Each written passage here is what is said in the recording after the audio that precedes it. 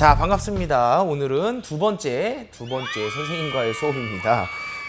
우리 질량 보존의 법칙 배우고 이제 두 번째 법칙, 일정 성분비의 법칙을 배울 건데요. 같이 공부하게 될 우리 여러 친구들도 모셨고, 오늘은 이 빼빼로와 함께 수업을 진행해 보도록 할게요. 체육대회 때 우리가 조를 편성하는 이야기를 조금만 해봅시다. 그렇죠? 남자, 여자, 뭐 발을 묶고 2인 삼각 경기. 이거 좋네요. 자, 남자친구와 여자친구가 짝을 이뤄서 달리기를 하는 경기라고 생각해 보면 되는데, 자, 만약에 정말 운이 좋아서 이렇게 남자친구 6명, 여자친구 6명이 있는 학교면 2인 삼각을 할 수 있는, 그렇죠? 2인 삼각을 할 수 있는 조가 몇 팀이 나올까요? 너무 어려워요? 자, 몇 팀이 나오냐면 이렇게 한 팀, 달리기 할 때 이렇게 하겠죠? 한 팀, 그 다음에 두 팀, 자, 세 팀, 네 팀, 다섯 팀, 그 다음에 총 6팀. 그래서 2인 삼각을 할 수 있는 팀이 6팀이 나온다. 이렇게 생각하면 되겠죠. 여기까지 별로 어렵지 않죠? 둘이서 짝을 이룰 수 있다는 얘기입니다. 그렇죠? 자, 근데 만약에 항상 이렇게 우리가 남자친구하고 여자친구 짝이 맞지는 않잖아요, 학교가. 그죠? 이런 학교에 왔습니다. 이 학교도 마찬가지로 체육대회 때 2인 삼각을 하려고 해요. 자, 몇 개의 팀이 나올까요? 2인 삼각을 할 때. 자, 2인 삼각. 이렇게 돼 있는 학급이라면 몇 팀이 나올까요? 너무 어려워요? 자, 생각해 보시면 요렇게 한 팀, 그 다음에 요렇게 한 팀, 그 다음에 요렇게 한 팀이 남겠죠. 그렇죠? 그리고 몇 명의 학생들이 남는 거예요? 3개의 팀을 이루고 뭐가 남을까요? 네, 3명의 우리 여자 학생들이 남게 되겠죠. 그렇죠? 자, 지금 충분히 이해가 가셨어요? 한 번만 더 예를 들어 볼까요? 이번에 우리가 남녀가 평등하니까, 자, 이번엔 여자친구들이 3명이 있었고 남자친구들이, 자, 5명이 있었습니다. 5명. 자, 이번엔 또 다른 학교예요. 다른 반이라고 하죠. 자, 몇 개의 팀이 나올까요? 이것도 어려운가요? 자, 지금 보면 이렇게 한 팀, 이렇게 한 팀, 이렇게 한 팀이 나오게 되겠죠. 그래서 이것도 몇 팀이 나오냐면 3팀이 나오게 되고 한 명의 우리 남자 친구가 남게 되겠죠. 그렇죠? 이 친구는 체육대회 때 좀 슬프겠죠? 이렇게 해서 지금 선생님이 하고자 하는 이야기는 뭐냐면, 어떻게 짝을 이룰 때 총 구성원이 얼마이냐에 따라서 그 짝의 인원이 결정될 수 있다는 거예요. 이게 지금 우리가 오늘 배워야 될 어떤 단원과 관계가 있냐면 일정 성분비의 법칙과 관계가 있다는 얘기입니다. 화학으로 얘기하자면 결합할 수 있는 원자가 아무리 많이 있더라도 그 결합할 수 있는 상대에 따라서 총 만들어질 수 있는 결합물이 결정된다. 뭐 이런 이야기라고 생각하시면 됩니다.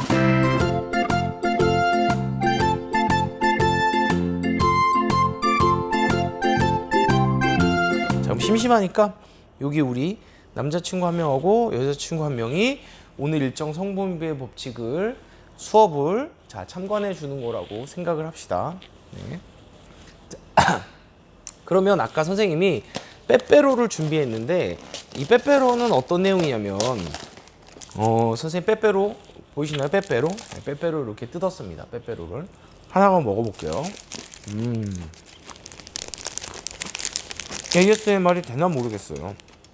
우리 첫 시간에 했던 것처럼 여기다가 플러스 이퀄 이렇게 한번 써보겠습니다. 선생님이. 자, 우리 초코 과자가 살고 있었어요. 누가 살고 있었다고요? 네, 초코 과자가 이렇게 살고 있었습니다. 그리고 막대 과자도 이렇게 살고 있었어요. 막대 과자도, 여러분들. 자, 그러면 초코 과자, 그죠? 초코 과자가 몇 개 있었냐면 3개 있었어요. 그리고 여기는 뭐냐면 막대 과자가 몇 개가 있냐면 3개 있습니다. 그럼 이 초코 과자하고 막대 과자가 더해져서 우리가 그토록 원하는 빼빼로가 이렇게 만들어졌습니다. 그럼 누구나 알다시피 뭐가 만들어진다? 전혀 새로운 물질인 빼빼로가 몇 개가 만들어지냐면 3개가 만들어진다. 여기까지 뭐 금방 상상할 수 있어요, 여러분들. 이거는 뭐 아까 남자친구, 여자친구 짝이 맞는 거나 마찬가지니까요. 그죠? 그런데 만약에 막대가자가 여러분들 막대가자가 자 이번에는 막대가자가 몇 개 있었냐면 막대가자가 5개가 있었어요. 여러분들 그러면 초코과자 3개와 막대과자 5개가 서로 결합했을 때 빼빼로는 몇 개가 만들어질까요? 자, 빼빼로는 몇 개가 만들어질까요? 네, 이것 또한 마찬가지로 빼빼로는 3개가 만들어집니다. 3개가. 왜 3개가 만들어질까요? 이 막대과자와 결합할 수 있는 초코과자의 개수는 정해져 있기 때문에 1대1이죠. 하나 대 하나로 결합했을 때 여기가 3개밖에 없기 때문에 만들어질 수 있는 게 3개밖에 없는 거예요. 그러면 나머지 손잡이 과자가 몇 개가 남게 되는 거예요? 네, 2개가 이렇게 남게 되는 거죠. 아까 2인 삼각 경기할 때랑 똑같은 내용이라고 생각하시면 돼요. 이해 가시겠어요? 그래서 이것도 뭐랑 관계가 있냐면 일정 성분비의 법칙과 관계가 있습니다. 관계가. 그러니까 분자들이 많다 그래서 그것들이 다 같이 결합하는 게 아니라 결합할 수 있는 비율만큼 결합하고 나머지 물질은 뭐 하겠다는 얘기예요? 그렇죠. 남는다는 얘기죠. 남는다는 얘기. 그래서 이렇게 우리가 성분이 초코과자가 많다 그래서 빼빼로가 많이 만들어지는 것도 아니고 막대과자가 많다 그래서 빼빼로가 많이 만들어지는 것도 아니라는 얘기예요.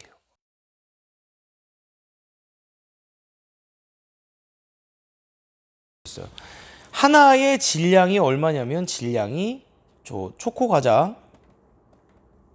초코과자의 질량이 3이에요. 그 다음에 막대과자의 질량이 1입니다. 1. 그래서 빼빼로의 질량은 얼마였냐면 빼빼로의 질량은 4가 되는 거죠. 4. 그래서 빼빼로가 만들어지기 위해서는 초코과자의 질량과 막대과자의 질량이 더해진 것만큼 빼빼로가 만들어지는데 만약에 이렇게 1대1로 반응하는 경우가 아니라 자, 이렇게 생각할 수 있는 거예요. 1대1로 반응하는 경우가 아니라 자, 초코과자가 2개 있었어요. 2개. 그 다음에 막대과자가 자, 4개가 있었습니다. 4개. 그러면 자, 우리가 그냥 아무것도 모르는 상태라고 생각을 해봐요. 그냥 사실 이거를 우리가 원자라고 생각했을 때는 보이지는 않겠죠. 그냥 무게를 재봤어요. 이 초코과자의 무게를 재봤더니 질량이 얼마가 나왔냐면 총 질량이 얼마가 나왔냐면 6이 나왔습니다. 6. 왜냐하면 3짜리가 2개가 있으니까. 그리고 막대과자의 총 질량을 재봤더니 4가 나온 거예요.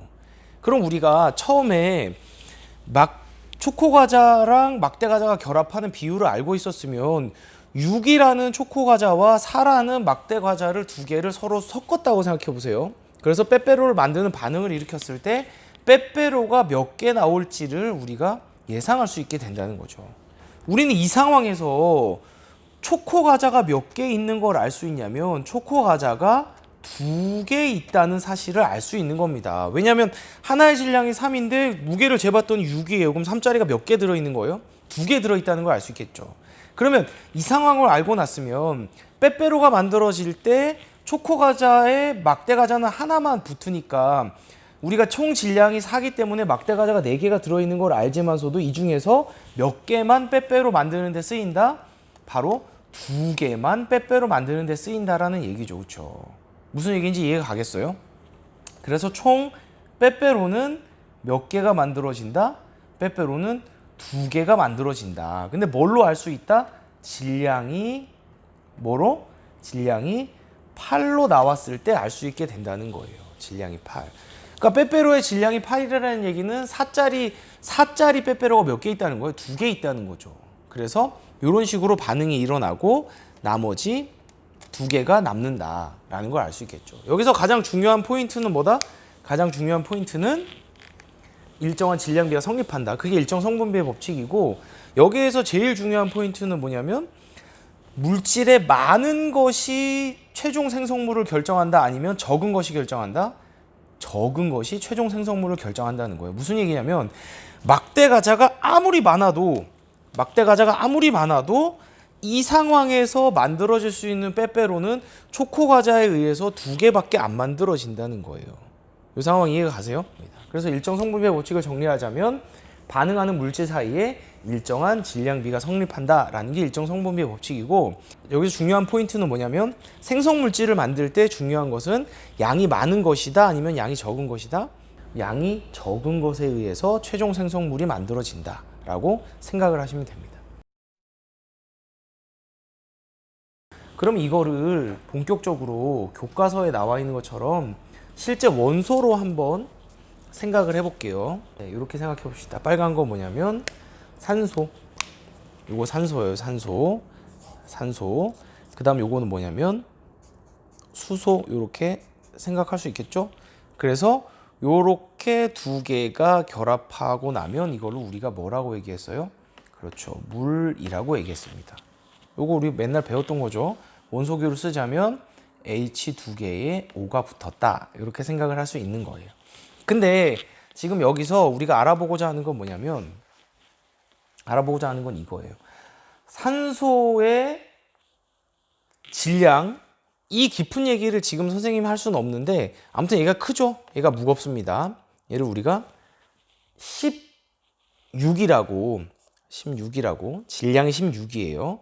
그 다음 얘의 질량은 얼마냐면 1입니다. 1 됐죠? 여러분들 산소 눈에 보여요? 안 보여요? 산소 눈에 보여요? 안 보여요? 안 보입니다. 산소 눈에 안 보여요. 수소 눈에 보일까요? 안 보일까요? 안 보입니다. 그러면 우리가 이렇게 생각하면 돼요. 산소 16하고 그 다음에 수소 4가 있었어요. 그러면 우리는 이 상황에서 뭐를 할 수 있냐면, 물론 그림이 있으니까 우리가 질량만 재보면 산소는 몇 개가 있다는 거, 원자 몇 개가 있다는 걸 알 수 있냐면 1개가 있다는 걸 알 수 있어요. 수소는 질량을 재봤더니 4예요. 원래 하나의 질량이 1이니까 몇 개가 있다? 4개가 있다는 걸 알 수 있겠죠.